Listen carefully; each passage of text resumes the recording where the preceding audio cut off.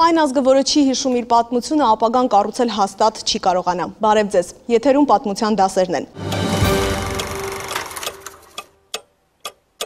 Նախաձեռնելով այս հաղորդաշարը ունենք մեկ հիմնական նպատակ՝ գտնել ու հասկանալ այն բոլոր դասերը, որ տալիս է մեզ պատմությունը և դրանց միջոցով գործել հօգուտ պետականության ու ազգային շահի։ Պատմական սխալներ գործում են բոլոր ազգությունները և ժողովուրդները, պետությունները, պատմական այն սխալները, որ հայերն են գործել, երբեմն պետություն են արժեցել, այնպես որ սխալվելու բոլոր հնարավորությունները հիմա բացառելու ճանապարհին պիտի լինենք։ Եվ հենց այդ նպատակի համար էլ պիտի գործի պատմության դասեր հաղորդաշարը։ Մեր այսօրվա հաղորդումը մենք կոչել ենք ճակատագրական ճանաչում։ Սա 1918 թվականի Բաթումի պայմանագրի օրինակով հնարավորություն կտա պարզելու, ցույց տալու, թե որքանով նպատակահարմար է, որ պետությունները ճանաչվեն, բայց լուրջ կորուստների գնով։ Թույլ տվեք ներկայացնել այսօրվա մեր հյուրերին. Լարիսա Ալավերդյան, ընդդեմ իրավական կամայականության հասարակական կազմակերպության գործադիր տնօրեն, Խաչատուր Ստեփանյան, պատմական գիտությունների թեկնածու, Սերգեյ Մինասյան, քաղաքական գիտությունների դոկտոր, Կովկասի ինստիտուտի փոխտնօրեն և Ստեփան Սաֆարյան, միջազգային և անվտանգության հարցերի հայկական ինստիտուտի ղեկավար հիմնադիր։ Մինչև այսօրվա մեր քննարկմանն անցնելը ձեր ուշադրությունն եմ հրավիրում մոնիտորին, մենք ցույց կտանք, թե Բաթումի պայմանագրի մասին ինչ է ասում դասական պատմագրությունը։ Խնդրեմ։ Ճակատագրական պայմանագրեր։ Բաթում 1918 թվական հունիսի 4։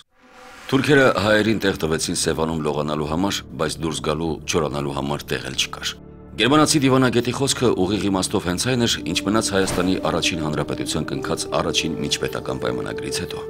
Առաջինը Հայաստանի հանրապետությունը այսպիսով ճանաչեց Թուրքիան։ 1918 թվականի մարտի 14-ին սկսված և ապրիլի 1-ին Տրապիզոնում ընդհատված թուրք-անդրկովկասյան բանակցությունները մայիսի սկզբներին վերսկսվեցին Բաթումում։ Ռուսներն արդեն տարածաշրջանում չէին ու թուրքերը, արբեցած իրենց ռազմական հաջողություններով, ավելի մեծ պայմաններ ներկայացրին։ Մայիսի 26-ին վերջնագիր ներկայացրին Անդրկովկասյան պատվիրակությանը։ Բայց քանի որ հենց նույն օրը Անդրկովկասյան հանրապետությունը կազմալուծվեց, նորահռչակ հանրապետություններից յուրաքանչյուրը ինքը պետք է լուծեր Թուրքիայի հետ պատերազմի և խաղաղության հարցը։ Հայաստանի անկախության հռչակման օրը մայիսի 28-ին Հայոց ազգային խորհուրդը որոշեց նոր պատվիրակություն ուղարկել Բաթում և հաշտություն կնքել թուրքերի հետ։ Նորանկախ Հայաստանի պատվիրակությունը գլխավորեց Ալեքսանդր Խատիսյանը։ Պատվիրակության կազմում էր նաև Հովհաննես Քաջազնունին։ Հարկ է նշել, որ չնայած մայիսյան հերոսամարտերին, այդուհանդերձ մահացու վտանգը արևելահայության գլխից լիովին չէր վերացել։ Այդ իսկ պատճառով անհրաժեշտ էր հաշտություն կնքել և փոքր-ինչ դադար առնել։ Մայիսի վերջին սկսվեցին հայ-թուրքական բանակցությունները։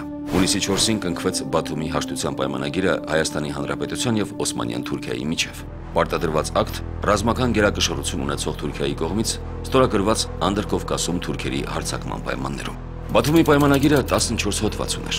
Առաջին, հռչակվում էր խաղաղություն և հարատև բարեկամություն երկու կառավարությունների միջև։ Երկրորդ, որոշվում էր Օսմանյան կայսրության և Վրաստանի, Հայաստանի ու Ադրբեջանի միջև սահմանը, ըստ որի Հայաստանի Հանրապետության տարածքը պարփակվում էր Երևանի գավառի մի մասով և հարակից մի քանի շրջաններով, ընդհանուր առմամբ 12,000 քառակուսի կիլոմետր տարածությամբ։ Չորրորդ, նախատեսվում էր Թուրքիայի ռազմական օգնությունը, եթե Հայաստանի Հանրապետությունը խնդրեր նրանից երկրի ներսում կարգն ու հանգստությունն ապահովելու համար։ Հինգերորդ, Հայաստանի Հանրապետության կառավարությունը պարտավորվում էր թույլ չտալ իր տարածքում հակաթուրքական զինված խմբերի կազմավորում։ 6-ից 10-րդ հոդվածները հիմնականում ուղղված են Հայաստանում իսլամադավան բնակչության իրավունքների պաշտպանությանը, երկաթուղիների օգտագործման հոստ-հեռագրային հարցերին։ 11-րդ հոդվածով Հայաստանի Հանրապետության կառավարությունը պարտավորվում էր պայմանագրի ստորագրումից հետո անհապաղ դուրս բերել Բաքվից իր բոլոր զինված ուժերը։ Բրեստի հաշտության պայմանագրի այն բոլոր հոդվածները, որոնք չէին հակասում Բաթումի պայմանագրին, մնում էին ուժի մեջ։ Սա հոդված 12-ով։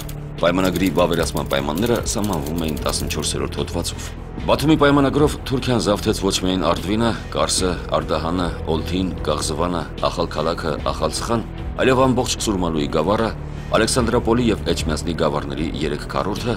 Երևանի գավառի կեսը, Շարուշ Դարալագյազի մեծ մասը։ Նրան էր մնում նաև երկաթուղին մինչև Ջուլֆա։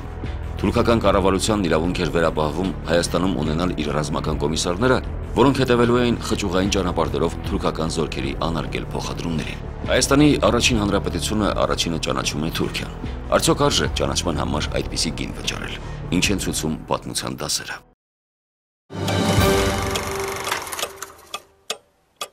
Ինչու ենք մենք որպես թեմա ընտրել Բաթումի պայմանագիրը, որովհետև մենք այսօր ունենք Լեռնային Ղարաբաղի ճանաչման խնդիրը եւ մեր թողարկման ընթացքում իհարկե կանցկացնենք պատմական զուգահեռներ երկու պատմական իրողությունների միջև, բայց մինչ այդ թույլ տվեք պատմաբանին խոսքը հարցը ուղղել։ Ալեքսանդր Խատիսյանը ասում էր, որ Բաթում մեկնել էր հաշտության, ձեռք բերեց ծանր հաշտություն չափազանց, բայց փոխարենը տուն էր բերում բույն, հայրենիք, որտեղ պիտի միավորվեին։ Արդյոք սա այն դեպքներ, երբ պատմական հանգամանքները պարզապես այլընտրանք չէին թողել Հայաստանի այն ժամանակվա ղեկավարությանը, արժեր արդյոք գրեթե 28,000 քառակուսի կիլոմետր կորցնել այդ ճանաչման դիմաց։ Իրականում մենք ավելի շատ ենք կորցրել, որովհետև հայ ժողովրդի պատմական հայրենիքի տարածքները ավելի մեծ էին, սակայն եթե մենք ավելի շուտ սկսենք վերանայել դեպքերի ընթացքը, տեսնում ենք, որ Վրաստանի եւ Ադրբեջանի անկախացումը այլընտրանք չէին թողել Անդրկովկասյան Սեյմի հայկական խմբակցության վրա եւ Հայաստանի անկախության հռչակումը փաստորեն դարձավ անխուսափելի։ Եթե մենք անկախ չհռչակեինք, Ադրբեջանը, Վրաստան եւ Թուրքիան Հայաստանի հայկական հայաբնակ երկրամասերը կհոշոտեին կբաժանային միմյանց միջև։ Այս առումով չնայած այն հանգամանքի, որ անկախություն գաղափարը միշտ եղել է մեր մեջ, անկախության հռչակումը ստացվեց անկախ մեր կամքից եւ այս հանգամանքը պայմանավորեց նաև մյուս դեպքերի մեր համար փոքրինչ անակնկալ լինելը, բայց այնուամենայնիվ անկախության հռչակումը կարևոր փաստ էր, երկար սպասված իրողություն, որ չպետք է հրաժարվեինք։ Ճիշտ է, պայմանները շատ ծանր էին, սակայն ընդամենը մի քանի ամիս անց Մուդրոսի զինադատարով Թուրքիան պարտվեց եւ հայկական պետականության տարածքները նորից ընդարձակվեցին եւ 12,000 քառակուսի կիլոմետրի փոխարեն արդեն Հայաստանի Հանրապետության տարածքը ընդգրկում է շուրջ 45,000 քառակուսի կիլոմետր տարածք։ Իհարկե այդ 45,000 քառակուսի կիլոմետրը խորհրդայնացումից հետո չմնաց, այնուամենայնիվ, եթե պատմական դեպքերն այնպես չընթանային, որ Հայաստանը վերականգներ իր տարածքները, մենք պատկերացնում ենք մոտավորապես ինչպիսի կորուստներով են այսպիսի պայմանագրերը հղի, ինչպիսի հետևանքներով։ Առաջինը պիտի փորձենք հասկանանք, որ չնայած որ եւ պատմագրությունը եւ գաղափարախոսական նկատառումներից ելնելով տարբեր ձևով մեկնաբանում են Բաթումի այդ իրադարձությունները, բայց մենք պիտի հասկանանք, որ այդտեղ գրեթե ամեն ինչ անխուսափել էր։ Անխուսափել էր այն, որ եթե Հայաստանի Հանրապետության նոր ձևավորվող կառավարությունը չկնքեր այս պայմանագիրը, դժվար թե ընդհանրապես հնարավորություն լիներ որևէ մի պայմանագիր ունենալ, որով որ Հայաստանի Հանրապետությունը ինչ որ մի քանի քառակուսի կիլոմետր տարածք ընդհանրապես ունենար։ Անխուսափել էր այն, որ ռազմական տեսանկյունը չնայած որ Սարդարապատի ճակատամարտի Չի նսեմացվում սրանով արդյոք Սարդարապատի հերոսամարտի դերը այսպիսի պիտի չունենանք, չնայած Սարդարապատի այդ իրադարձություններին հասկանալի էր, որ 18 թվականի մայիս-հունիս իրավիճակից ելնելով բնականաբար թուրքական զորքերը եւ Թուրքիան ի վիճակի էր լիովին ոչնչացնել Հայաստանի Հանրապետության զինված ուժերը այդ տարածքում, որտեղ եւ Սարդարապատի եւ Բաշապարանի եւ Քարակիլիսայի ճակատամարտներում մասնակցությունը բնականաբար ոչ ամբողջ թուրքական բանակը, դա առաջապահ ճիշտ է մեծ քանակով, ասենք զինված ուժեր են, բայց հասկանալի է, որ եթե Թուրքիայի մտադրությունը լիներ լիովին ռազմական տեսանկյունից ոչնչացնել Հայաստանի Հանրապետությունը, դա տեխնիկապես հնարավոր էր։ Պարզապես Թուրքիան ելնելով նաև իր սեփական, աշխարհագրական կամ քաղաքական նպատակներից մտադիր էր ձևական պահպանել այն, ինչ որ կոչվում էր Հայաստան, այդ թվում նաև արտաքին աշխարհին, Անտանտայի երկրներին, Գերմանիային ցույց տալ, որ իբր թե պահում է ինչ որ Հայաստանի ինչ որ մի փոքր կտոր, չնայած որ եւ ռազմական, եւ ռազմավարական առումով լիովին դա կոնտրոլի տակ էր պահում։ Հետևաբար անխուսափելի էր եւ Բաթումի պայմանագիրը եւ անխուսափելի են այն պայմանները, որոնք որ թելադրել էին։ նույն ձևով ոնց որ անխուսափել էր, որ Հայաստանը ստիպված ի տարբերություն ասեք 80-ական 90-ական թվականների առաջի Հայաստանի Հանրապետությունը ստեղծվել էր միգուցե նույնիսկ հակառակ կամքի եւ հայ ժողովրդի եւ Հայաստանի քաղաքական էլիտայի։ Ինքնաբերաբար։ Դա պատմության, ասենք, զարգացումները դրան բերեցին, որովհետեւ Հայաստանի, ասենք, եւ Վերնախավի, եւ Արևելյան եւ Արևմտյան Հայաստանի մոտեցումները այլ են։ Մենք այլ մոտեցումներ ունենք եւ մինչեւ առաջի համաշխարհային եւ 18 թվականների ընթացքում։ Պարզապես պատմական զարգացումները ավելի դաժան եղան, քան սպասում են հայերը այդ շրջանում եւ Բաթումի պայմանագիրից, ասենք, տարբերակ չկար։ Մենք կամ կունենայինք Բաթումի պայմանագիրը կամ ընդհանրապես ոչ մի բան չենք ունենա։ Տիկին Ալավերդյան, արդյոք հայերի Բաթումի պայմանագրով տարածքներ զիջելու պատրաստականությամբ չէր նաև ոգևորված արդեն խորհրդային Ռուսաստանը, երբ 21 թվականի պայմանագրով Հայաստանը կորցրեց Նախիջևանը եւ Արցախը։ Ինչու է Հայաստանը եւ հայ էլիտան հայտնվել այդ իրավիճակում։ Եվ պետք է ասեմ, որ այստեղ եմ ես տեսնում կրկնվող բացասական սցենար, արդեն ասվեց, կարծես թե չերն սպասում կամ անխուսափելի էր, կամ դրանից օգտվեց մեկ ուրիշը։ Արդյոք հայկական էլիտան տարիներ շարունակ, երբ որ հայկական հարցը հասկանալի արդեն տասնամյակներ սեղանի վրա էր, օրակարգի մեջ էր քաղաքական, արդյոք իրապես ձեռք է բերել այն դաշնակիցներին, լինի ոչ թե թեկուզ կառավարությունների, որտեղ մենք անընդհատ խոսում ենք կառավարություններ, այլ ուժերի, որոնք կարող են ազդեին կառավարության վրա։ Արդյոք չենք կորցրել եւ այդ ժամանակ եւ դրանից առաջ եւ հետո այդ ինքնապաշտպանության, ինքնապահպանության բնազդը ինչու ենք մենք անընդհատ հայտնվում այն իրավիճակում, որ պատասխանողի դերում ենք, ինչի ենք մենք пассив, միշտ անակնկալի ենք գալիս կամ ստիպված ենք լինում հարվածներին պատասխանել ու անշուշտ այդ դեպքում դու արդեն նայում ես թե դու ինչ հնարավորություններ ունես, ինչքան են քո ուժերը, ռեալ կյանքը գալիս է ու քեզ պարտադրում է այն, ինչ որ չես կարողանում անել եւ պիտի անեիր դրանից առաջ։ Այսինքն ես համոզված եմ, որ խորքային աշխատանք տարածքի մեջ ստանալ այն ամենը, ինչ կարելի է, այստեղ է մեր դասերից մեկը, որ կարծես թե մենք սպասում ենք օր հասական պահին եւ ամենաշատը եւ Փարք Տիրոջի ինչի մեզ ստացվում է թույլ չտալ, որ ամբողջովին հասցնեն, ասենք, հարվածը կամ իրականացնեն այն ցանկությունները, որոնք որ ոչ միայն հայացիաց են, այլ մարդացիաց են։ Պարոն Սաֆարյան, կիսում եք արդյոք այն կարծիքը, որ իսկապես երբեմն պատմական իրողությունները հնարավոր են դարձնում այսպիսի ճակատագրական որոշումներ ու չկա դրանցից խուսափելու տարբերակ։ Ցանկացած պայմանագիր եւ այս առումով Բաթումի պայմանագիրն էլ բացառություն չէ, հայելային արտացոլանքն է եւ կողմերի հնարավորությունների եւ նաեւ մինչ այդ ծավալված իրադարձությունների եւ որքան էլ ցավալի լինի, հենց այդ պայմանագրում մենք տեսնում ենք մեր սխալները, մեր իրավիճակը եւ ինչքան էլ մենք Սարդարապետը զուտ ինքնապաշտպանական տեսանկյունից հերոսացնենք, այնուամենայնիվ այն մեզ համար է այդքան շատ մեծ ճակատամարտ, չեմ ուզում ամենևին մտնել պատմաբանների դաշտ եւ նսեմացնել այդ ճակատամարտի նշանակությունը, բայց մեզ համար դա եզակի ուղղակի այնքան բացառիկ բան էր, որ վերջապես այդքան եղեռնագործությունից հետո, այդքան կոտորվելուց հետո կանգնեցրեցինք, բայց համենայն դեպս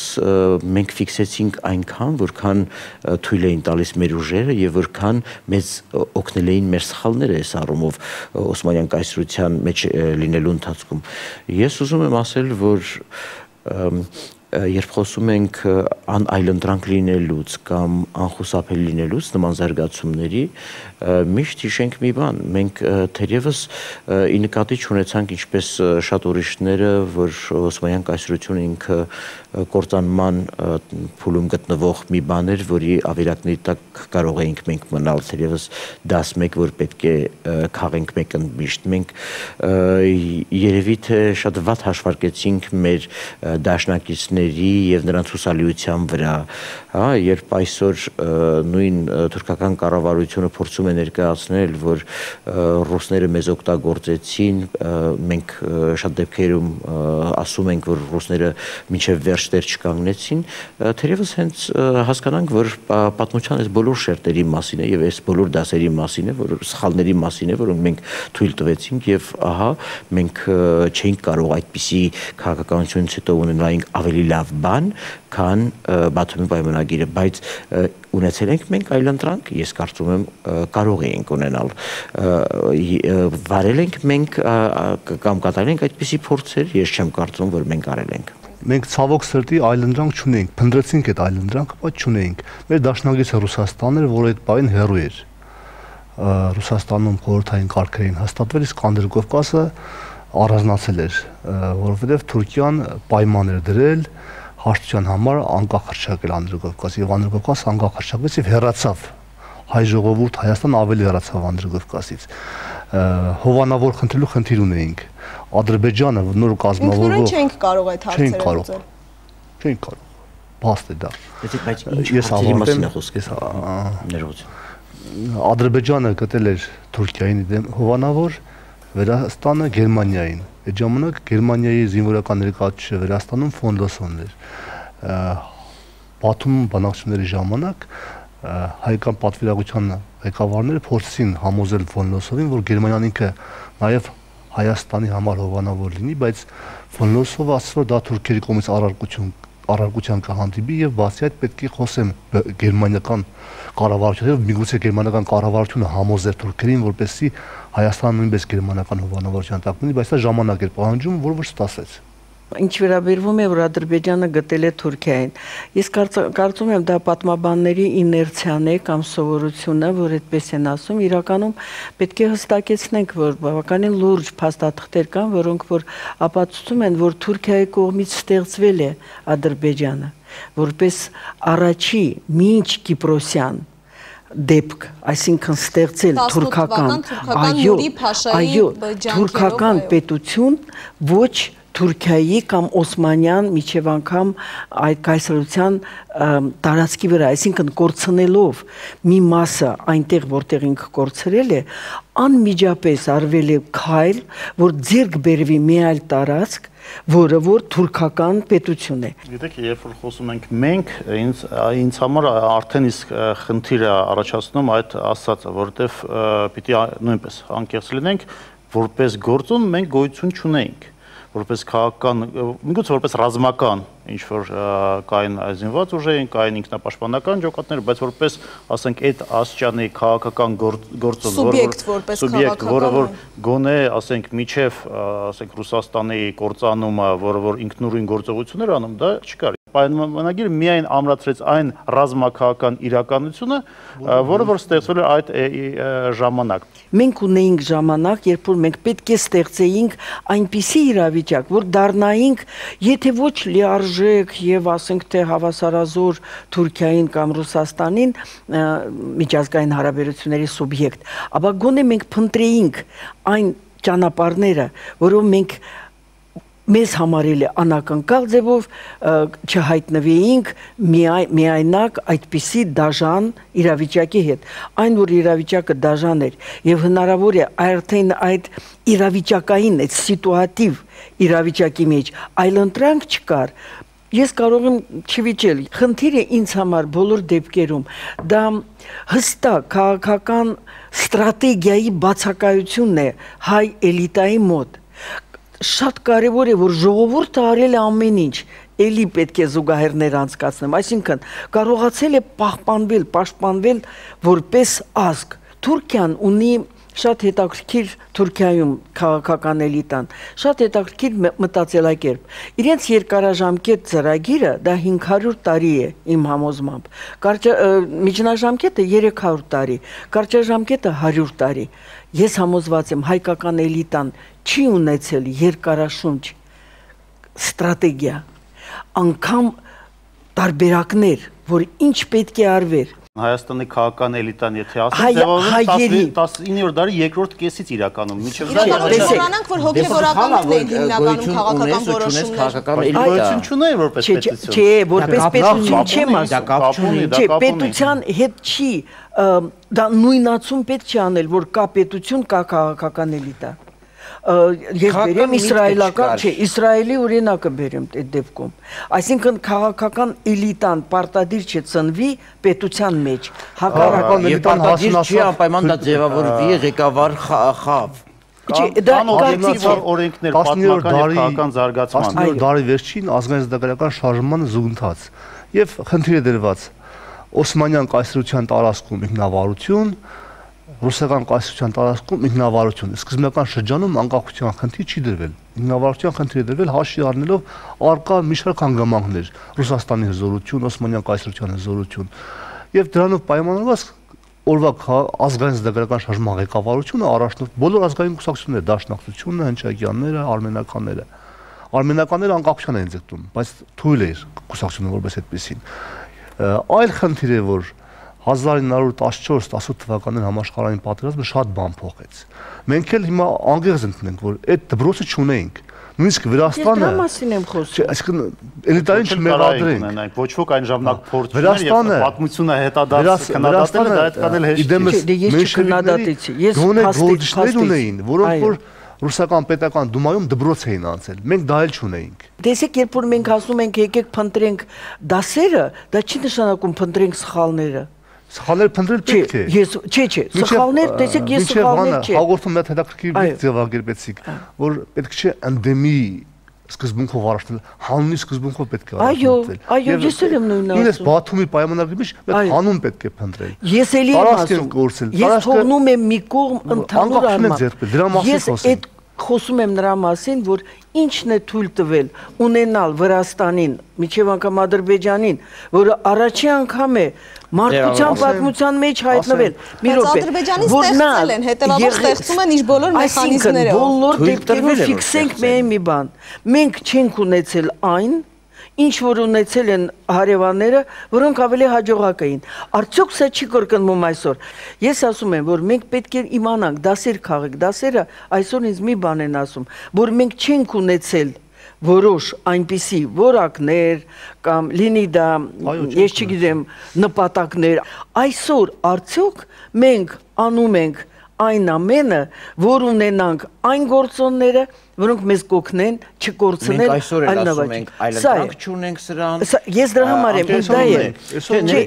դա է անհանգստացնում։ Դասը մեր այն պիտի լինի, որ անդադ ասենք այլընտրանք չունենք եւ ռետրոսպեկտիվ վերլուծությունը պատմության ամենևին ոչ դատապարտում է, ոչ ուրեմն դատում է։ Ներեցեք, մենք դաշ չենք քաղելու, որովհետեւ ես պատմաբան չեմ, բայց ես կարող եմ որպես քաղաքագետ մի բան ասել, ցեղասպանություն, այն էլ դարի առաջի ցեղասպանության ենթարկվել, սա սահմռկեցուցիչ բան է։ Սա նշանակում է ինչքան բացառիկ պայմաններում լինել, ինչքան խոցելի պայմաններում լինել, որ ենթարկվեց նման զանգվածային ոչնչացման։ Եվ եթե ես ասեմ, որ մենք այլընտրանք չունեինք, քան ցեղասպանվելը, ապա այդ դեպքում նույնքան պետք է ես ասեմ, այժմ այլընտրանք չունենք, քան դրա կրկնությունը եւ Արցախի եւ Հայաստանի հերոսապատումները վաղ 90-ականների ցույց տվեցին, որ այլընտրանք լինում է եւ դա շատ արագ հական մտքի կազմակերպումն է, շատ ճկուն գործելն է, իրավիճակում ճիշտ որոշումներ կայացնելն է։ Ես ուզում եմ դուրս մնանք հայի բախտե բանից։ Միանշանակ։ Ես դուրս գանք դրանից, թե չէ, եթե մենք ասում ենք, որ դա Չէ, եթե բախտի վրա հույս դրեցին կամ չդրեցին, ոչ մի օբյեկտիվը դա բախտի բան է։ Եթե մենք միայն օբյեկտիվն ենք ասում, բախտի գործոնել է, այնուամենայնիվ եղել է։ Չէ, ես ասում եմ, եթե մենք դասեր ենք ուզում քաղենք, ուրեմն պետք է դուրս գանք, ասենք բախտի բան է մոռանանք։ Այսինքն օբյեկտիվն էլ պետք է հաշվարկվի, սուբյեկտիվն էլ պետք է ուժեղացվի։ Իմ ասածը հետևյալն է, եթե մենք դասեր չքաղենք այս առումով, մենք միշտ հանդիպելու ենք կրկնվող օբյեկտիվ լինելու են անպայման եւ սուբյեկտիվ, որովհետեւ չենք հասցնում հաշվարկենք։ Ինչի այնպես ստացվեց, որ 90-ական թվականներին Հայաստանի մոտ ստացվեց, Վրաստանի ու Ադրբեջանի մոտ չստացվեց։ Եվ այդտեղ նույնպես միգուցե դա մասնագիտական ինչ-որ շովինիզմի հարց է, բայց օբյեկտիվ խնդիրները իր դերը խաղացել են։ Ասենք ռազմական մեր հաջողությունները ի տարբերության, ասենք Վրաստանի եւ Ադրբեջանի ունեն մի քանի բացատրություններ իրար հետ կապված, սկսած նրանից, որ այնպես էր ստացվել, որ սովետական բանակում հայերը ավելի շատ դերեր են խաղում, վերջացրած նրանից, որ պատմական զարգացումները բերեցին նրան, որ Արցախյան շարժման առաջի փուլում միջև առնվազն 91 թվականի օգոստոս կամ հոկտեմբեր իրականում կամորական ջոկատները հայկական կրվում են ոչ միայն եւ ոչ այնքան ասենք ադրբեջանական ինչ որ միլիցիա ուժեր, այլ սովետական բանակի դեմ եւ արդյունքում ստացանք ավելի մարտունակ ռազմական ուժեր, որոնք որ առնվազն 2-3 տարվա տրվածքով ավելի շատ էին եւ ավելի, ասենք, առաջ էին, քան ադրբեջանական բանակը, որը որ նույնպես 3 կամ 4 անգամ շատ 92 թվականին զենք ստանալով ռուսական սովետական բանակից վիճակի են այն հաջողություններին հասնել, որոնք որ մենք տեսանք մինչև 94 թվականի մայիսը։ Հետևաբար այստեղ մենք նույնպես պիտի հասկանանք, արդյոք դա եղել էր օբյեկտիվ գործոններով, թե սուբյեկտիվ, այսինքն Լևոն Տեր-Պետրոսյանը եւ այն քաղաքական էլիտան, որ իշխանությանը ավելի պատրաստված են, քան Վրաստանի եւ Ադրբեջանի։ Այսօր մենք ունենք Լեռնային Ղարաբաղի խնդիրը։ Ինչպես ցույց տվեց ապրիլյան պատերազմը, Ադրբեջանը կարծես թե չի պատրաստվում հանգստանալ, չի պատրաստվում խաղաղ բանակցությունների միջոցով խնդիրը լուծել, որքան էլ մենք առաջիկայում նոր բանակցությունների նոր փուլի սպասումների մեջ ենք։ Այն ժամանակ, երբ կնքվեց 94-95 թվականների հրադադարի պայմանագիրը, կային կարծիքներ ու այսօր էլ դրանք շրջանառության մեջ են, որ պետք չէր գնալ այդ հրադադարին, այլ պետք էր Ադրբեջանին պարտադրել ուղղակի Լեռնային Ղարաբաղի ճանաչումը։ Մենք զուգահեռներ ունենալով Բաթումի օրինակը, արդյոք չսխալվեցինք այն ժամանակ չպարտադրելով եւ այսօր արդյոք չենք սխալվում բանակցությունների գնալով։ Անկամ եթե չենք պարտադրել, ապա տեքստը, որը որ ստորագրվել է սկսված Բիշկեկից, իր մեջ պարունակում է ինձ համար մինչ այսօր անհասկանալի սխալներ։ Ինչու պետք է այդ տեքստի մեջ գտներ իր տեղը, բոլորովին իրավական հիմունքներին չհամապատասխանող այդպիսի նախադասություն հայկական կրկնում եմ, ոչ թե Հայաստանի, հայկական ուժերը զինված պետք է թողնեն Լեռնային Ղարաբաղի շուրջ տարածքները։ Ինձ համար կրկնում, ես գիտեմ ինչու է դա արվել, ես բացատրությունը ունեմ, որովհետև 91 թվականին թե Եվրամիության ընդունած որոշումը այն է, որ խորհուրդ է տրվել բոլոր պետություններին ճանաչել նախկինում սովետական եւ հարավսլավական հանրապետությունները նույն սահմաններում, որոնք իրենք մտել էին իրենց նախնական այդ միավորումները եւ հենց 91 թվականի ստորագրած ԱՊՀ երկրների ԱՊՀ-ի ստեղծման մասին պայմանագիրը, որտեղ ճանաչվել է այդ լույսի ներքո դրանից հետո փաստորեն սահմանների անկախտելիությունը եւ իրար ճանաչումը։ Ես հասկանում եմ, որ դա տեղի ունեցել են ժամանակ, բայց ես մեկը չեմ բացատրելի չեմ համարում եւ կրկնում եմ, մինչ այսօր գտնում եմ, որ դա սխալ էր, այդ տեքստով, այդ ձևով զինադադարը ստորագրել։ Արդյոք այդքան պարտավորված էին։ Ես ունեմ կասկածներ եւ կասկածներս հիմնված են այդ ժամանակվա գրված հիշողությունների վրա, տեքստերի վրա, բանակցային գործընթացի տեքստերի վրա, ոչ թե վերջնական փաստաթղթի։ Այսինքն այստեղ դա եւ երկրորդը հստակեցնենք այնտեղ ստորագրությունը Հայաստանի պետք է լիներ նույն մի փաստաթղթի մեջ, թե փաստաթուղթը պետք է լիներ Ադրբեջան եւ Լեռնային Ղարաբաղի Հանրապետություն եւ Հայաստանը որևէ մի այլ ձևով, այլ ոչ թե հավասար որպես կողմ։ Այստեղ ինձ համար մինչ այսօր ես տեսնում եմ այն խնդիրները, արմատները, որը մենք այսօր, մինչ այսօր խաղում ենք, այո։ Ես համոզված եմ, որ Հայաստանի եւ Լեռնային Ղարաբաղի այն ժամանակվա ռազմաքաղաքական ղեկավարության տեսանկյունից դա երբ մաքսիմալներ ինչ որ հնարավոր էր այն պայն ստանալ։ Կան, ասենք, որոշ գործոններ, որոնք դրա մասին խոսում են։ Օրինակ նրան, որ իսկապես հատկապես ապրիլ-մայիս ամիսներին 94 թվականին հայկական կողմերը փորձում են նաեւ եւ դա գաղտնիք չի նաեւ թերթերը այն ժամանակվա Միրբաշիրը գրավել, կորուստները շատ մեծ էին։ Մյուս կողմից նաեւ հասկանալ էր, որ թերթերի գրավումը միգուցե նաեւ բերեր ինչ որ նոր հեղաշրջման Ադրբեջանում եւ հասկանալի չէր դա ինչի կբերեր եւ արտաքին դերակատարները, այդ թվում Ռուսաստանը նաեւ կարծում են, որ այս փուլին դա մաքսիմալ ինչ որ հնարավոր է, իսկ Հայաստանի տեսանկյունից Գեյդար Ալիևի վարչակազմը այն ժամանակ միգուցե այն պայմանագրի պայմանները, որոնք որ կային, դա կարելի ասել Բաթումի պայմանագիր, ասենք հակառակ ձևով, դա միայն Գեյդար Ալիևը կարող ստորագրեր, որտեղ եթե նույնիսկ հեղաշրջում լիներ, որևէ ձևով պատերազմ, ասենք իրավական առումով կանգնացնելու հնարավորություն կարող է չլիներ կամ ավելի մեծ կորուստներ վեր։ Ես համաձայն չեմ այդ տեսակետի հետ, որովհետև կրկնում եմ, որպես այդ ժամանակ Արցախի հարցերով Գերագույն խորհրդում հատուկ հանձնաժողովի փորձագետ, ինձնով անցել են բոլոր այդ նյութերը ու ես համոզված եմ, որ դա քաղաքական էլիտայի առնվազն սխալ հաշվարկներ։ Ես չեմ ասում, չեմ սիրում այդ խոսքերը, դավաճանություն եւ այլն։ Ես այդտեղ կար հաշվարկ։ Այդ հաշվարկի մասին տեղյակ էին շատերը եւ այդ հաշվարկը ես համարում եմ ոչ ճիշտ եւ այդ հաշվարկի հետևանք է այդպիսի պայմանագիրը։ Պետդեպարտամենտը Միացյալ Նահանգների գրել է իր զեկույցներից մեկում, որ Ղարաբաղը ուներ հնարավորություն կտրել Ադրբեջանի երկու մասի բաժանել, վերցնելով Եվլախը, բայց դա չարեց։ Կապ չունի ինչու է դա գրում, ինչ նպատակներով, բայց որ հնարավորությունը կար դրա եւ ստորագրության մասին, մինչ այդ փաստաթուղթը ստորագրելը տեղի ունեցավ փոփոխություն, գնացին Հայաստանից եւ հանվեց Գեորգի Պետրոսյանը, դրվեց Այլանդս, որը եւ ստորագրել է այդ փաստաթուղթը։ Այստեղ քաղաքական էլիտաների տարբերությունը Արցախի եւ Հայաստանի հստակ կար։ Դա անդրադառնում էր եւ գործընթացների վրա բանակցային բոլոր այդ ժամանակահատվածում եւ բոլոր անհամաձայնություններին Արցախի կողմից ստորագրել այս կամ այն փաստաթուղթը։ Նույնը վերաբերվում է ազատագրմանը այս կամ այն տարածքների։ Խնդիրը կայանում է նրանում, որ պայմանագրի ստորագրումից հետո, որպես այդ պայմանագիրը ավելի ուժեղացներ պետականությունը, պետք է տարածքները վերաբնակեցնել։ Մեր խոցելի կետը դա է։ Եթե Ինչի՞ պետք է վերաբնակեցնեն, եթե գրված է դու պետք է դուրս գաս այնտեղից։ Ի վերջո։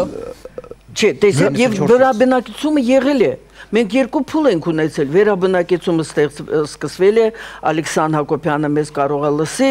հետագայում իջել է, չէ, մի րոպե, հետագայում հետ գնաց գործընթացը։ Դուրս եկան մարդիկ, Ղարաբաղի Հանրապետության տարածքը մոտ 10000 մի քիչ ավել է, չէ։ Հիմա։ Այո։ 12000 մի քիչ ավել, Շահումյանով է 12-ը։ Այնքան որքան Կոսովոյի տարածքը։ Լեռնային Ղարաբաղի Հանրապետության տարածքում ապրում է 150,000 առավելագույնը, Կոսովոյում 2 միլիոն։ Ուղիղ հաղորդման ժամանակ Արամ Աբրահամյանի հետ գրության, որին հյուր է Վարդանոս Կահանը, երբ նրան զանգում է Կովսականի բնակիչը եւ ասում է դուք ինչի եք օգտագործում օկուպացված բառը, բայց ես ինչ եմ անում, ասակներեք, ես չեմ կարող խորհուրդ տալ։ Տիկին Ալավերդյանը խոսում է նրա մասին, որ այդ տարածքները 94 թվականից արդեն ներքին կամ քաղաքական հաշվարկների արդյունքով ճանաչվեցին ոչ մերը եւ հիշեք 2005 Եկեք անդրադառնանք Կազանի գաղտնազերծումներին մեծ թվով։ Մի վարքյան, ես խնդրում եմ Լղիմը մոռացեք, էլի։ Ես ուղղակի դա ադրբեջանական, թուրքական, ռուսական ընդհանրապես տարածքը բնորոշելու համար։ Ոչ իրավական Տիկին Ալավերդյան, ասում եք ազատագրված տարածքը մերը չէ, ես հիմա որ ասում։ Ես եմ ասում մերը չէ։ Դուք ասացիք, որ հրաժարվում ենք դրանից փաստացի Բիշկեկով։ Ես ասում եմ, այո, մենք չի նշանակում ես եմ հրաժարվում։ Լավ, հիմա այդ տարածքից ոնց անվանեմ։ Այդ տարածքը նշանակում է, որ վերաինտեգրված, վերամիավորված, որովհետև այդ տարածքները զուտ այդպես նոր ազատագրված չէին։ Այդ տարածքները ժամանակին հենց այն Լեռնային Ղարաբաղի տարածքներն են, որոնք ազգերի լիգայի կողմից ճանաչվել են վիճելի, այսինքն քանի որ Ադրբեջանն է նոր հայտնվել քարտեզի վրա, որ իր կողմից նկրտումներ կար։ Հիմա այդ վիճելի տարածքների մասին սկսվել է վեճը։ Լինի 88-ից, լինի 91-ից, 92-ից։ Վեճը եկել է 94 թվականի մայիսը եւ մենք այդ վեճը փաստորեն վերահաստատելով, որ այդ վիճելի տարածքների մի մասը մենք վերամիավորում ենք Լեռնային Ղարաբաղին։ Մենք նրանց անվանել ենք Լեռնային Ղարաբաղի շուրջ տարածքներ։ Ահա այստեղ է սխալը։ Ես որևէ մեկը դեմ չի խոսում, խնդիրը նա որ պիտի վերաբնակեցվի։ Ոնց կարաք դեմ խոսեք։ Ես տեսեք, մենք Բաթումի պայմանագրի դեպքում բոլոր ասեցին անխուսափելի էր եւ ինչպես Տիկին Ալավերդյանը ձևակերպեց, մենք ընտրություն կատարեցինք չարյաց փոքրագույնի եւ չարյաց առավելագույնի միջև։ Մենք հիմա 94-ի դեպքում խոսում ենք իմ շատ հրաշալի գործընկեր Սերգեյ Մինասյանը օգտագործում է առավելագույնն է բառը։ Տեսեք, մենք այլ բացարձակ քաղաքականության, այլ գործողությունների շնորհիվ արդեն խոսում ենք պետք էր մեզ մինիմումը, ինչի վրա կանգնեցինք եւ ցավոք սրտի Տեր-Պետրոսյանը երբեք չի թաքցրել, որ ինքը մինիմալիստ է, ասել է այսքանը ինձ բավական է, մեզ բավական է եւ խոսում ենք արժեր առաջ գնալ մինչեւ թերթեր թե ոչ։ Այստեղ գիտեք խնդիրը ոչ այնքան նույնիսկ մենք ամբողջ Ադրբեջանի տարածքը գրավել չենք կարող Բնականաբար։ Եվ այստեղ իհարկե վիճելի հարց է թերթեր եւ լավ թե որևէ այլ ուղղությամբ մինչեւ քուր հասնել։ Ասում են կարող են նույնիսկ քուր անցնել։ Թերթերը մաքսիմում հարցը հետեւյալի մեջ է, քաղաքական հարթության մեջ հարցը հետեւյալի մեջ է։ Եթե քեզ պարտադրված պատերազմ, ագրեսիոն պատերազմ, դու հաղթանակող կողմ ես եւ դու չես գնում կապիտուլյացիայի հակառակորդիդ, ով որ պատերազմում հարձակվել է, խնդիրը այս դաշտում է եւ այդ կապիտուլյացիայի փոխարեն խայտառակ պայմանագիր է կնքվում, խայտառակ բառապաշարով եւ սկիզբ է դրվում մի process-ի, որտեղ քեզ պարտավորեցնում են, ասում են անուղակի ճանաչիր, որ 91-ի հանրակրվեն ճիշտ չէր եւ նույն հանրակրվե պիտի լինի եւ որ քեզ ասում են լղիմի ուրեմն հարակից տարածքները քոնը չեն եւ պայմանավորվիր որ դրանք որոշակի պայմաններով խաղաղության դիմաց կամ կարգավիճակի դիմաց կամ ինչպես այսօր Կազանյան փաստաթուղթն է ասում տնտեսական կապերի վերականգնման դիմաց ուրեմն վերադարձվելու են եւ դու ուժերդ հանելու ես խնդիրը այս դաշտում է եւ քո ուրեմն կարգավիճակի հարցը ասում են դու համաձայնիր, որ պատանդ ես թողնում Իլհամ Ալիևի մոտ, այդ երբ նա կհամաձայնի այդ կարգավիճակի ֆիքսմանը, այն ժամանակ էլ այդ կարգավիճակը կճանաչվի։ Ահա մադրիդյան սկզբունքների, ահա Կազանյան ուրեմն փաստաթղթի իրական բացատրությունը։ Հայկական կոնցեպցիայի, որ ինքնորոշման իրավունք է։ Այսինքն ստացվում է, որ Արցախը սկսել է ինքնորոշվել արդեն նոր անկախ Ադրբեջանում։ Դրա համար է, որ պահանջվում է համաձայնությունը Ադրբեջանի։ Այնինչ, դա մեր կոնցեպցիա, հայկական կոնցեպցիայի կոպտագույն սխալն է, շեղում է դա ուղղակի, որովհետև Արցախը ոչ թե նոր է ինքնորոշվել, Արցախը ինքնորոշվել է ոչ միայն անգամ սովետական միության, այլ նախքան սովետականացումը, այսինքն արդեն 18-20 թվականներին Փաթեթը ինքնորոշման մասին, հո ինքնորոշումը սա այս դարերի, իհարկե, եւ մենք փաստորեն ունեցել ենք մի փաստ, այն է, ինչպես ասեցի, Եվրամիությունը ասել է ճանաչեք այդպես։ Դրանից հետո լայնածավալ պատերազմ է սկսվում Ադրբեջանի կողմից։ Փոխարենը դու հասկանաս, որ դա այն պահն է, որտեղ վեճը վերսկսելով Ադրբեջանը դրել է քարտի վրա այդ բանը, արդյոք դու այս տարածքի դու վեճը ճանապարհով համաձայն չէ որ խնդիրը լուծվի։ Բացարձակապես հասկանում եք, այսինքն ինչպես մոռացության տրվեց 91 թվականի դեկտեմբերին, ամբողջ ժամանակահատվածը 88-ից 91-ը նույն ձևի 94-ին մոռացության տրվեց զուտ եթե քաղաքագիտական վերլուծությունը ինչ է տեղի ունեցել 92-ից 94-ը Ադրբեջանի կողմից այդ հարձակումը սկսելով։ Մենք դա պետք է հասկանանք, որ այո, մենք այսօր քննարկում ենք, որ ունենալով այլ օբյեկտիվ, ինչպես դուք բացատրեցիք, հիմա կհամաձայնվեմ, այլ օբյեկտիվ, երբ որ հայերը պետք է կարողանային եւ արել են այն ինչ որ արել են, հետո մենք կորցնում ենք։ Արդյոք եթե մենք նայենք այս 20 տարվա բանակցային գործընթացի դինամիկա, մենք ունենք ավելի լավ, թե ավելի բացասական դինամիկա, այսինքն այն ինչ որ մենք փորձել ենք անել այս կամ բանակցում ենք 92-93 թվականներին, ասենք գիտեք, կար գործընթաց։ Այն ինչ որ մենք բանակցում ենք 94-95 թվականին, երբ որ պարզապես խոսքը գնում էր ոչ միայն այն ժամանակ իսկապես լղեմի տարածքների եւ ինչ որ ճանապարհի մասներ եւ այն ինչ որ մենք ունենք այդպես կոչված մադրիդյան տրամաբանության փաստաթղթի, որը իր մեջ ներառում է փաստացի Ադրբեջանի այո համաձայնությունը, բայց նաեւ այն տարածքների եւ այդ տարածքները ոչ միայն իրականում Լաչինի ճանապարհի մասին է, մենք ունենք ավելի դրական զարգացում, թե ոչ։ Եվ որտեղ այդտեղ իրականը, ասենք, մադրիդյան սկզբունքները, կներեք, ես միշտ ասում եմ, 96-99 թվականներին մենք ունենք մադրիդյան սկզբունքներ։ Այդ սկզբունքները իրականանելի չեն, ոչ Ադրբեջանի համար, եւ ավելի վատն են, որովհետեւ այնտեղ ինչքան էլ ինձ ասեն սա փաթեթային է, դրված են այնպիսի խնդիրներ։ Բայց իրականում այդ թուլային եւ փաթեթային տարբերակների մեջ արդյոք այդքան շատ է տարբերություն, ընդհանրապես մի քանի դեպք, այո, առանձնապես տարբերություն է նրանից, թե դու Բիշկեկում արդեն գրել ես, որ դու դուրս ես հանելու հայկական ուժերը, եւ դա կրկնվող մեղեդի է մինչեւ մադրիդյան սկզբունքների նորացված, հնացած կապ չունի։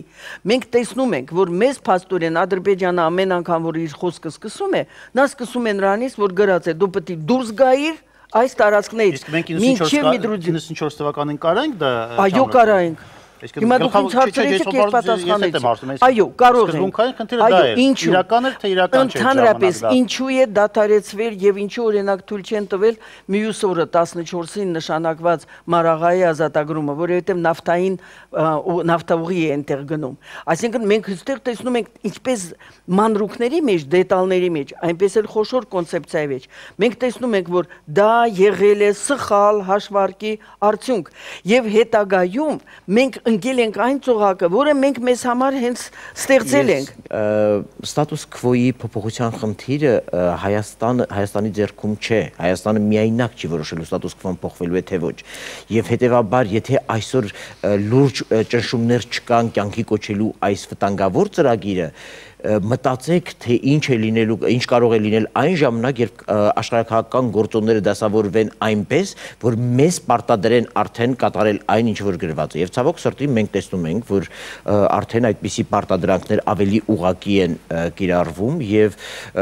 եթե չլիներ այդպես, ապա չէր լինի նաեւ ապրիլյան քառօրյա պատերազմ եւ ես մի բան կարող եմ հիշել իմ դասից։ Ես ինքս մեծացել եմ այն ժամանակահատվածում մի վայրում, որտեղ պատերազմը սկսվեց Տավուշում եւ մի բան եմ հստակ հիշում, այն գյուղերը, որտեղ շատ արագ ինքնակազմակերպվեցինք եւ գնացինք նստեցինք ռազմավարական բարձունքների վրա, այնտեղ մենք շահեցինք։ Եվ սա է թերևս պատմության իմ ամենակարևոր դասը, ոչ թե մեկտաբանել, արդարացնել այլոց շահերը, այլ ճիշտ հասկանալ ես ինչ եմ ուզում եւ ինչ պետք է անեմ։ Այս առումով իմ համար պատմության թերևս միակ դասը, այո, ձգտել առավելագույնին, այո, ձեռք բերել այն, ինչը պատկանում է քեզ եւ տնօրինել այն, ինչը պատկանում է քեզ։ Եվ ճիշտ բանաձևեր տալ։ Գիտեք, մենք բանաձևեր ենք տվել, ինչ է դա, գոտի, բուֆերային գոտի։ Չգիտեմ, դու կներեք էլի, այսինքն քոնը չի։ Եթե քոնը չի, ես պետք է հասկանամ, դա եթե հաշվարկ է դիվանագիտական խաղերի վրա, որ մենք կասենք, հետո ժամանակը, հետո բան, մենք տեսնում ենք, որ ժամանակը այդպես չէ, մեր ուզածով չէ, որ պետք է շարժվի։ Այսինքն այդ նույն օբյեկտիվը եղել է մեր կողմ, եւ այսօր էլ է մեր կողմ, իդեպ որ ասեմ, որ հստակեցնեմ։ Եվ մենք էլի, տեսեք, ունենալով այդ քառօրյա, այդ ճակատամարտը, Սարտարապատ ենք ասում, հիանում ենք, եկեք խոնարհվենք այդ բոլորի, այո, արչև, ովքեր որ իրենց գցեցին ուղակի այդ ճակատամարտի մեջ։ Այդ ճակատամարտից հետո մենք պետք է փոխվեր մեր կոնցեպցիայի մեջ ինչ որ մի բան, մեր առաջարկությունների մեջ, ոչ թե սիտուատիվ, որ պետք է անպայման պետք է այդ գծի վրա դրվեն այդպիսի ուժեր կամ մեխանիզմներ, որոնք կդիտարկեն։ Իդեպ Տարասովը շատ ճիշտ հարցադրում է անում, ասում է, ասենք թե դրեցին, ասենք արդեն իմացան ով է առաջինը։ Արդյոք դրանից հետո նույն այդ բանաձևերի մեջ բան է փոխվելու։ Հստակեցնենք, մենք պետք է ճանաչենք ճանաչման համար, թե այդ ճանաչումը մեզ տալու է անվտանգության այն երաշխիքը գոնե որը մենք այո դա այսինքն մենք պետք է հստակեցնենք եւ ինչ է այսօր անհրաժեշտ ունենալով թիկունքում այնպիսի դասեր ինչպիսին նույն Բաթումը նույն Արցախի առաջին ես համոզված եմ կոնցեպցիայի փոփոխության վրա պետք է աշխատի արտգործնախարարությունը միայն դա կարող է փրկել ապրիլյան քարորիայից հետո վերջապես կայացավ Վիեննայի հանդիպումը այստեղ ամրագրվեց ասում են թե իբր սա հայկական դիվանագիտական հաղթանակներից մեկն էր երբ ամրագրվեց որ պիտի ամեն ինչ շարունակել 94-95 թվականների ունեցածի հիման վրա հիմա Ռուսաստանը կարծես թե նորից իր թևի տակ է առնում այս բանակցային գործընթացը ինչը մենք պիտի չկրկնենք ունենալով նաև աչքի առաջ Կազանի բացահայտումները, երբ իրոք պարզ դարձավ, որ կարգավիճակի դիմաց այնուամենայնիվ տարածքային զիջումների հարց է դրված։ Խնդրեմ։ Մենք պիտի փոխենք խաղը։ Որն է եղել խաղը։ Խաղը եղել է հետևյալը։ 2008 թվականից սկսած հատկապես բանակցություններ ուղեկցված ռազմական սադրանքներով։ Հավատացեք, սրանք պատահականություն չեն եւ հավատացեք, այդ հարցում Ադրբեջանը իմացել է, որ ունի թույլտվություն։ Եվ դա ամբողջությամբ ուղղված է եղել հակառակորդի, այսինքն մեր քաղաքական կամքի ճնշման վրա։ Եվ այս կտրվածքով շարունակել մնալ հին խաղականների մեջ, հին խաղի մեջ, համաձայնել, որ ոչինչ չի եղել եւ գնալու ենք Սանկտ Պետերբուրգում նստենք ու քննարկենք Կազանյան փաստաթուղթը, որ Ադրբեջանը մերժել է, այսինքն մենք թույլ ենք տալիս նրան, որ պահին ուզի համաձայնի, որ պահին չուզի չհամաձայնի, պատերազմ անի, զոհեր պատճառի, երբ ուզենա վերադառնա բանակցային, թողնել այսպիսի բարձի թողի վիճակ ներեցեք, սա ուղղակի հակագիտական է, հակաքաղաքական է, հակաբանակցային է եւ հետեւաբար մենք մի քանի խնդիրներ ենք դրել պաշտոնական մակարդակով եւ այդ խնդիրների լուծումները պետք է տրվեն։ Դրանք բանակցությունների համար միջազգային երաշխիքների ստեղծումն է։ Դրանք Արցախի վերադարձն է բանակցային գործընթաց, հիշեցնում եմ եւս մեկ անգամ բոլորին, այդ թվում մեր իշխանություններին, որ ապրիլյան պատերազմի առաջին օրին իրենք են հայտարարել, որ այսուհետ Ադրբեջանը պետք է խոսի Ստեփանակերտի հետ եւ վերջապես ուրեմն այն մեխանիզմները, որոնք կստեղծեն բանակցությունների նորմալ պայմաններ եւ կանխարգել են որևէ անգամ կրակոց ներողություն, որովհետեւ հիմա էլ մեզ ուզում են համոզել, որ ապրիլյան պատերազմը դա ուղղակի հրադադարի խոշոր խախտում էր, ոչ թե պատերազմ էր։ Արցախը պետք է վերաբնակեցնել եւ հայկական բանակ ուժեղացնել։ Ուժեղացավ հայկական բանակը, Ադրբեջանը չի հարձակվի։ Արցախում Թալիշում եթե 500-ի փոխարեն ապրել 5000 մարդ, ադրբեջանական դիվերսիա չէր մնի, կներեք կարող չհամաձայնեք, ես համոզված եմ դրանում։ Եթե Թալիշում ապրել 5000 մարդ, մենք դիրքեր չէինք թողի թուրքերի ձեռքին։ Այդ դիրքերը անպայման կգրավեինք, որովհետև այդ դիրքերից էր կախված 5000 մարդու անվտանգություն, ոչ թե 500 մարդու, որոնք այլևս չկան։ Եթե Արցախը լինի ուժեղ, արդար, հզոր երկիր, որի հնարավորություն մենք ապաշնորհ կերպով կորցրել ենք, բայց դեռ ամբողջությամբ չեն կորցրել։ Ալիևը իր ոտքով կգա Ստեփանակերտ բանակցելու։ Շնորհակալություն քննարկմանը մասնակցելու համար, հուսամ իսկապես հաղորդման ընթացքում հնչեցին այն տեսակետներն ու այն դասերը, որոնք կօգնեն իրավիճակներում հանդես գալ հօգուտ պետականության եւ հօգուտ ժողովրդի։ Իրականում իրավիճակները պատմական անընդհատ կրկնվում են եւ հենց այստեղ է որ պետք է օգտագործել այն ինչ պատմությունը մեզ տալիս է հենց այդ դասը եւ ինչի համար էլ կոչված է մեր հաղորդումը եւ ինչու մենք այն նախաձեռնել ենք։ Շնորհակալություն, դուք դիտում եք պատմության դասերը, մենք եթերում ենք յուրաքանչյուր երեքշաբթի եւ չորեքշաբթի ժամը 22:30-ին հորիզոնից անմիջապես հետո։